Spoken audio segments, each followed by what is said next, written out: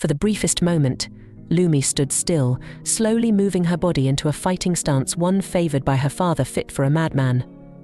Her body turned to the right, her left arm raised high, and her hand wide open. Her sword posed firmly behind her, its tip pointed forward, ready to carve the air. Suddenly a soft sigh escaped her lips, before she lowered her body, quietly muttering that she is not worthy of such a technique. However, lifting her head, she had a steel gaze fixed upon Uriel, sitting on a rotten stump, reading a book while eating his favorite chips. When a perked-up voice rang from Lumi disrupting his thoughts, "Uriel, would it be all right with you if you duel Deus Nox? I want a grasp of your fighting style. It would make finding the right spells for you easier." Uriel, slightly annoyed, turned his head down toward the page number before he committed it to memory. "I could do that if he agreed as well," Uriel curiously asked, turning his head toward Deus Nox. "But how would that help?" "Learning magic that contrasts your fighting style from the get-go is an easy way to fail at magic." "Quoted exactly as I was taught," Lumi confidently exclaimed, shifting her gaze toward Dix. "How about it? Care to help out?" Deus Nox turned his gaze toward Uriel and his overflowing aura.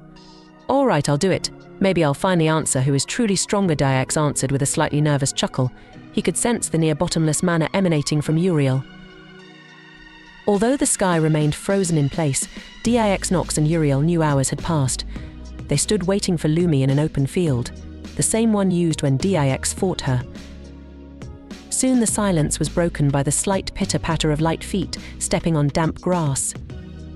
Lumi slowly approached, with a small bag filled with magical crystals, each glowing a slightly blue hue. Reaching the familiar duo, Lumi places her bag on the ground near Uriel's feet before handing him one of the crystals, and with a chalk-like white crystal, she outlined a complex white circle with 3 distinct runes on the floor. Uriel's gaze was fixated upon the crystal, tracing each detail. Strange. Normally I can see the atomic structure of things, but not for this. "What is it?" Uriel curiously asked. "It's crystallized mana," Lumi confidently answered, adding the final touches to the circle. "I need you to activate a spell for me, and I don't know if you know mana manipulation, so I gave you that." Standing in the circle, Lumi continued, "You don't need to worry. It's to help me watch the fight, because I'm not sure I would be able to normally. You two are far too fast for my eyes." Uriel nodded, stepping into the circle while rubbing his finger against the smooth surface of the crystal. With directions from Lumi, he threw it against the circle, causing it to shatter, and its mana flowed out into the mana-absorbing chalk. The intricately drawn circle began glowing a faint blue hue, and its runes began glowing the same while floating up and spinning around Uriel, opening a portal directly in front of him, showcasing his every move like a camera's recording. Then, just as suddenly as they appeared, they vanished, in a haze filled with a slight crackle.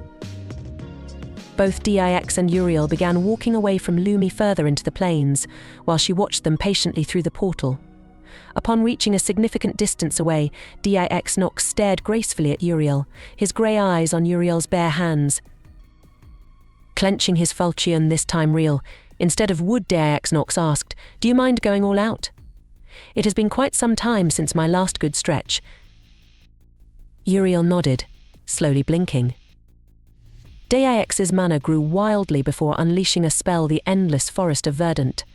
Instantly, everything went dark, and a deep green forest grew from him, spreading out in all directions like a virus. An infinite obstacle, filled with massive pine trees reaching for the sky. Uriel stood in stunned amazement, his golden eyes tracing the surroundings.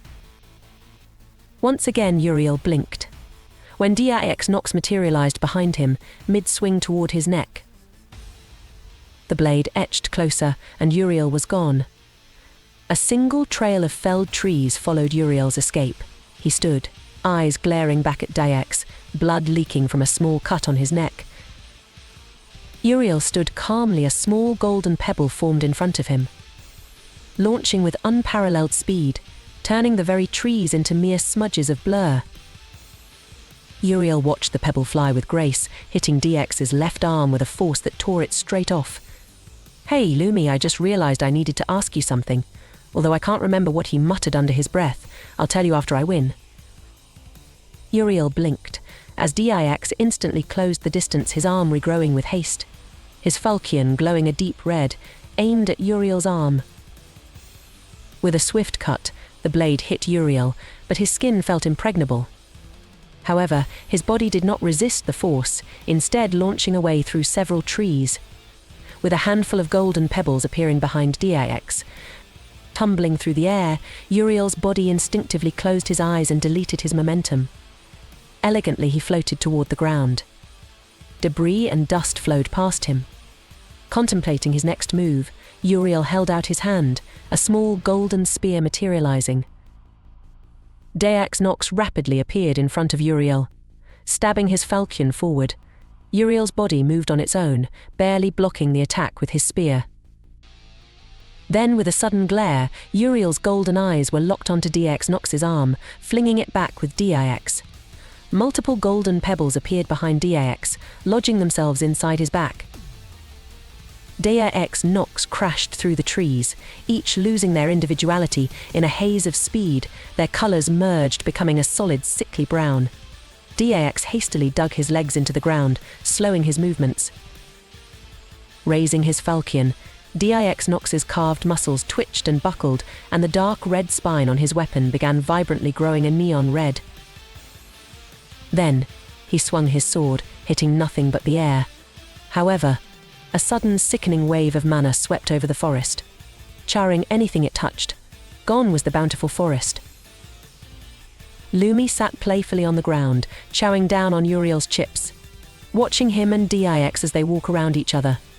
Uriel seems to like staying away and hitting with range, so maybe I can teach him causality manipulation.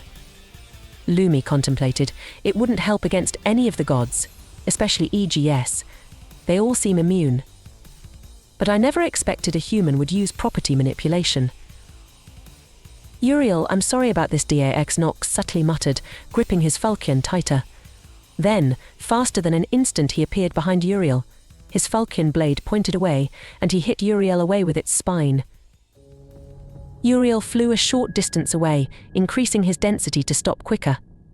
Giving Dix one final look before his left eye started bleeding and he passed out, holding 2 black beads. Lumi continued to watch Uriel, being lifted by Dix Nox while he returned to Lumi's reality. She continued to write in a small leather-bound notebook about possible spells for Uriel, not worrying about him in the slightest, believing he could regenerate just like her and Dix. Soon after, Lumi leaves the arena, heading toward her storage area, where she is looking through some of the books, specifically for teleportation. Book after book she read through and ignored. However, something felt off. Footsteps crept in, a deep, cold breath tingling her neck. Suddenly, she jerked around to find Uriel, bandaged up and limping toward her. Didn't know you were up, she stated, looking through the books once more. Did you need something? Oh, nothing really, Uriel admitted. I just wanted to ask that question I mentioned. Slowly, Lumi placed a book back onto the shelf, turning around expectantly. Uriel straightened his back, wiping the dust off his clothes. I was reading a book called Legends Among the Gods, and one of them piqued my interest. Uriel professed, could we go and meet the mother? I read she is the god of spell creation, and I thought she might be able to bring her back. Remembering the name, Lumi stood still, sweat dripping from her head. Wasn't she the one who said she won against Abraxas before? Lumi wondered. Then maybe we could learn from her. But I'm not ready for crazy just yet. Sure, we can go, Lumi continued. Let's just wait. You used a lot of mana during that fight. Wouldn't hurt to replenish it.